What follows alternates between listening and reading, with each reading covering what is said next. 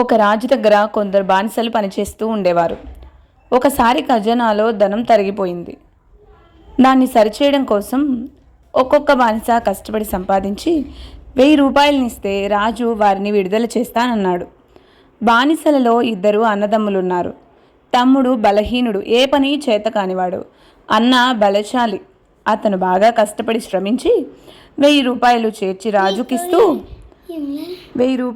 రాజుకిస్తూ ఇది తీసుకొని మా తమ్ముణ్ణి విడుదల చెయ్యండి అన్నాడు.